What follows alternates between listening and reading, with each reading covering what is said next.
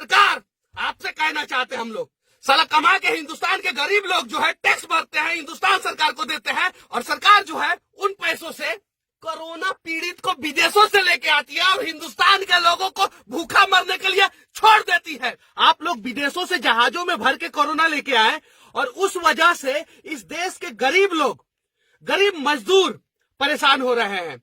हैदराबाद में मजदूर फंसे हुए हैं, मुंबई में मजदूर फंसे हुए हैं, पूना बेंगलुरु में मजदूर फंसे हुए हैं, दिल्ली में मजदूर फंसे हुए हैं, हरियाणा में और देश के हर एक राज्य में मजदूर फंसे हुए हैं।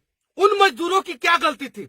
विदेश में फंसे हुए लोगों के लिए आपके पास समय रहता है। आप एयर इंडिया से लेके इंडिगो, स्पाइस जेट से लेके विस्तारा एयरलाइंस को आप विदेशों में भेजते हैं और वहां से कोरोना भर भर के इस देश में लेके आते हैं और इस देश के गरीब लोगों को समस्या होता है। नेताजी, आप लोगों से नम्र निवेदन करना चाहता हूं, अगला वीडियो में इतना गाली दूंगा कि कान, नाक, आंख और शरीर के जितने भी अंग है सब आप लोगों को बुरा लगे तो मुझे माफ करो, लेकिन इस देश के जितने भी गरीब लोग अलग अलग शहरों में भूखे मर रहे हैं उन्हें बचाने की कोशिश करो। हमारे पास अभी कुछ देर पहले हैदराबाद से फोन आया था, वहां पे 9 लोग जो है एक फ्लैट में फंसे हुए हैं, उनके पास खाने के लिए नहीं है। उन्होंने अपने किचन का फोटो हमें सेंड किया है। आपके पास इसे देखने के लिए समय नहीं होगा, लेकिन चीन में फंस गए, बचाएंगे हम। ईरान में फंस गए, हम बचाएंगे। इटली में फंस गए, हम बचाएंगे। जापान में फंस गए, हम बचाएंगे। लेकिन भारत में फंस गए, उनका क्या?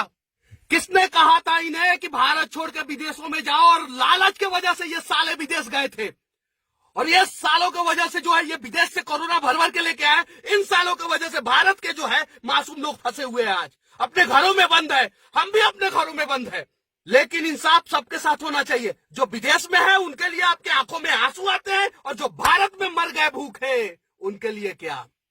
1,70,000 करोड़ का राहत पैकेज नहीं, आप 100 लाख का राहत पैकेज घोषणा कर दो।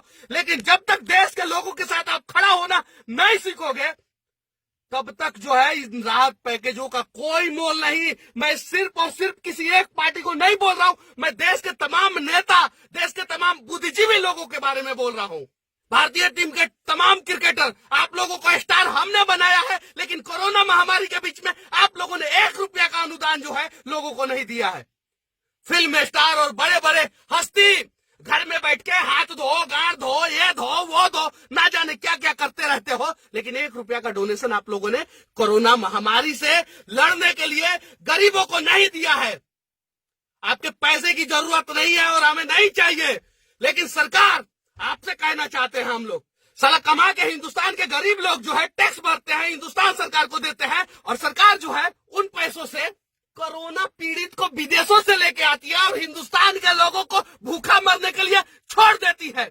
इनको किसने बोला था विदेश जाने के लिए? विदेश जाने से पहले ये साले क्या भारतीय सरकार से पूछे थे कि हम विदेश जाए कि नहीं जाए? विदेश तो चले गए।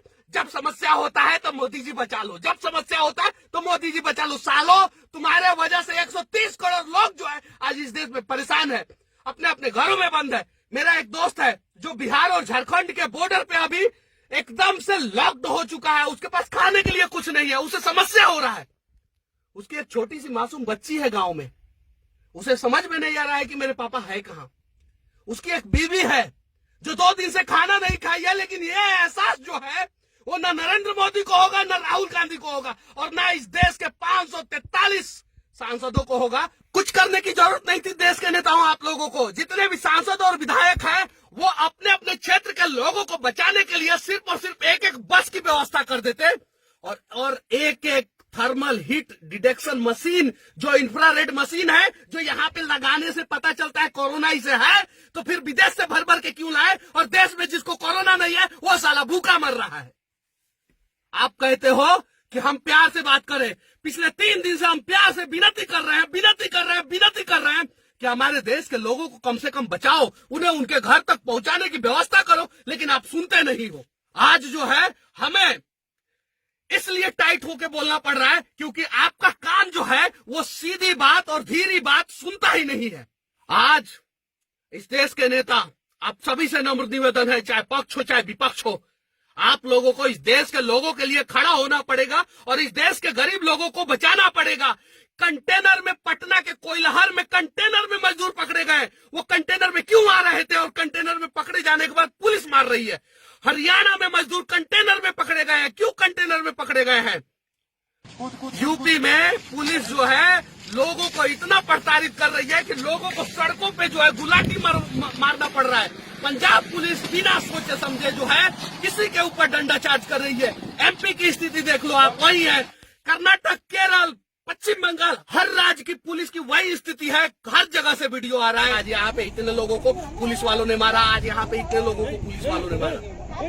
आप जो भारत के लोगों को मार रहे हो, आप एक बार क्यों नहीं उन लोगों को मारे? एयरपोर्ट पे जब उतर रहे थे और जब आपको पता चला इन्हें कोरोना है तो उन्हें 50-50 डंडा क्यों नहीं मारे? क्योंकि उन्होंने विदेश में कुछ गलती किया था, तभी उन्हें कोरोना हुआ था। आज हिंदुस्तान के लोग जो है, गरीब मासूम लोग हैं, वो आपके डंडा खाने के लिए तैयार है। आप मारो उन्हें, लेकिन अगर है हिम्मत तो उन्हें घर पहुंचा दो यार। क्यों परेशान कर रहे हो उन लोगों को? 21 दिन नहीं, 121 दिन नहीं, 21 साल वो अपने घरों में बंद रह जाएंगे, लेकिन परिवार से दूर जो है ऐसी विकट परिस्थिति में आपने रखा है उन लोगों को, नहीं रह पाएंगे, जीते जी मर जाएंगे वो लोग। इसके लिए आप लोगों को आवाज उठाना पड़ेगा।